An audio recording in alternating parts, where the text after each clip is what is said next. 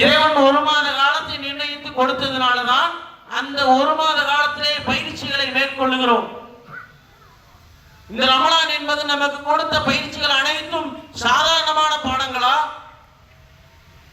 எந்த ஆசிரியராவது இந்த ரமலான் கற்றுத்தரக்கூடிய அளவுக்கு பாடத்தை சொல்லித்தர முடியுமா?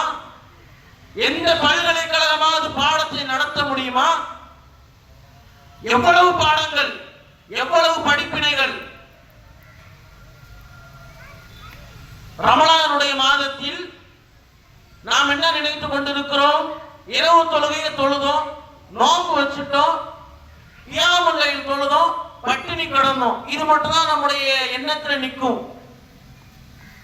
ஆனால் உண்மையிலேயே பட்டினி கடந்திருக்கிறோம், பயங்கரமான பசியிலே இருந்து நோன்பு பிடித்திருக்கிறோம். ஆனால் 30 நாட்களுக்கு பிறகு அந்த பட்டினி இன்று தெரியவில்லை, பசி தெரியல, ரமலான் நோன்பு கடந்தோமானே தெரியல.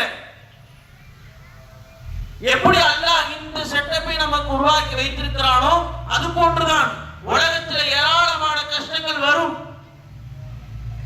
வறுமை வரும், நஷ்டம் வரும், சோதனை வரும், இன்ப துன்பங்கள் அனைத்துமே வரும். இது நமக்கு கற்றுத்தரக்கூடிய பாடம் என்ன? உலகத்தை விட்டு இறந்து கபர்